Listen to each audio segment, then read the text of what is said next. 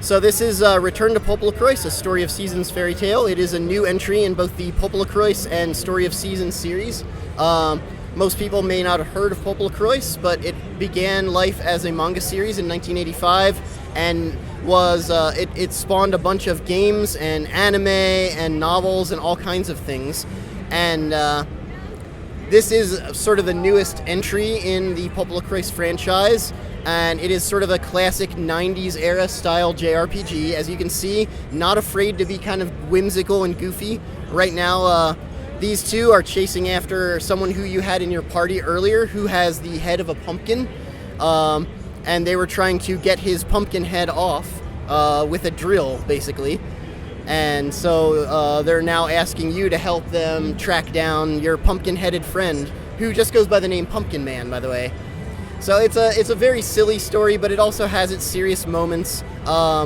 Very cute, very whimsical, very feel-good, very well written too. Generally says a lot more in a few lines of dialogue than a lot of games do in whole cutscenes.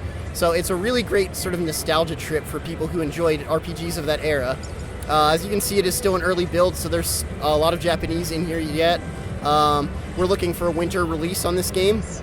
And yes, it does have Story of Seasons elements as well. That's that classic farming sim game, Bokujo Monogatari. And the premise of the game is that you have been trapped here from another land. You are Prince Pietro of PopoloCrois, but you are trapped in Gallery Land. And Gallery Land has been taken over by darkness. The land is sort of corrupted, so nothing will grow on it. You can see this dark mist hanging over these farmlands here. And you have the power to shrink yourself down to the size of ants and sort of jump into the farm in order to work your way through it and find the enemies within it, like find the dark elements and defeat them so that crops can grow once more. And it does have random battles. The random battles are partially tactical based, so I can move around. You see I have my sphere of where I can attack. If you attack enemies from the back, you do more damage. So I'm going to have Nino attack from the back there. He did quite a bit. I'll have the Blue Wolf attack this guy from the side. And you do have skills as well. A lot of them, including double techs, where you have two characters working together. I'll use Cross Judgment here and just take out the rest of these guys. This takes a lot of MP, so it's usually reserved for boss battles, but this is E3, so I'm just going to show it off.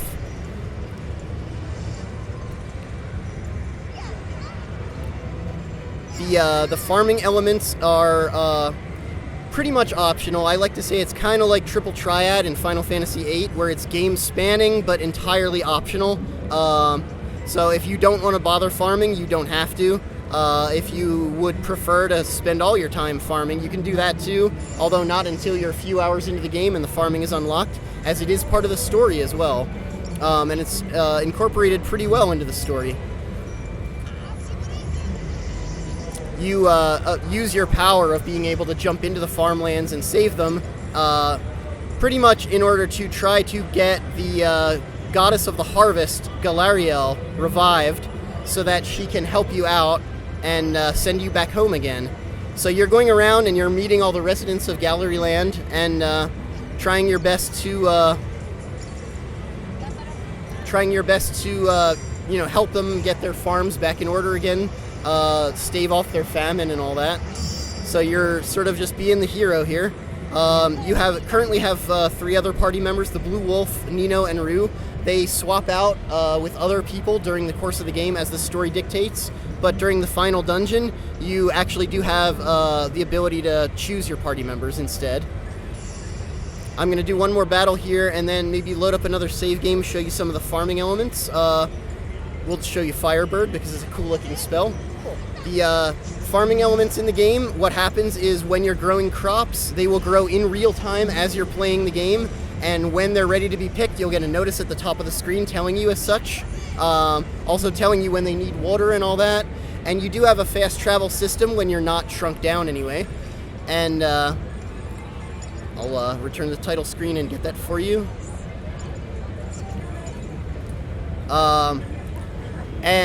You can go back and water your crops and pick your crops and do all that stuff using this fast travel system. I'll go to Pietro's farm right now. see if he has anything to pick. I don't think anything's grown quite yet. No, everything's still in the process of growing, but I can farm some land here and get it all ready to go. We'll plant some pure white turnips and then water them. Oh, wrong patch of land there. There are farm animals in the game. There are cows, chickens, and alpaca. The cows give you milk, the chickens give you eggs, the alpaca give you fur.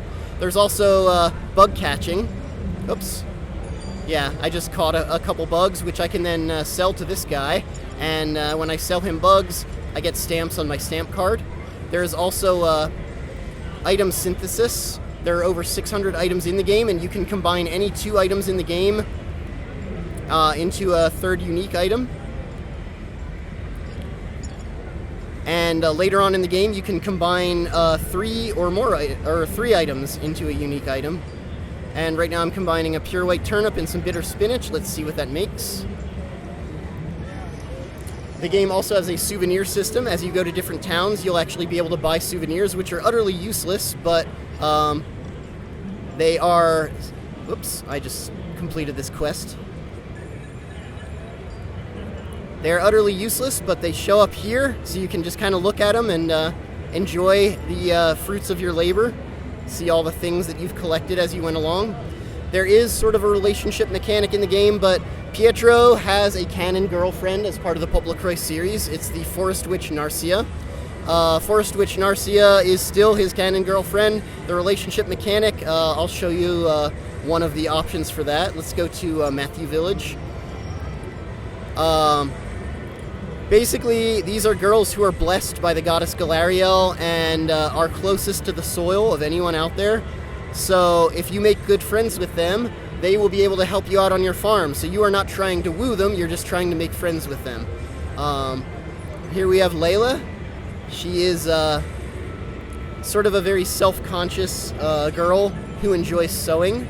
And I believe if you manage to get your friendship level high with her, she helps make your crops grow a little bit faster on your farm as she decides to help you out. Again, still a lot of Japanese, so apologies there. But yeah, the hardest thing to show in a ROM like this is the story. The story is, in my opinion, the best part of this game. The characters are adorable, they're very well developed. The relationship between Pietro and Narcia is very sincere and sweet, and just really makes you go, aww. And like the story itself, the characters never seem like idiots. If there's something the player knows, the characters know it as well. And they don't waste your time with a whole lot of like needless exposition. It's a very endearing game. A great fantasy fairy tale that's a lot of fun to play and will warm your heart. And do you have any other questions or anything that you want to know? Just one observation. The main character sort of looks like Bilbo Baggins. Is anyone commenting on that? I've never heard anyone comment on that, but you're not far off, actually. That's a good observation. Cool. Yeah. Thank you so much. And you said the game's aiming for winter release? Winter release. Yeah, we don't know if that's the 2015 side of winter or the 2016 side, but we're aiming for sometime this winter with it. And it should be a whole lot cleaner by the time you get it that way, as far as the text goes.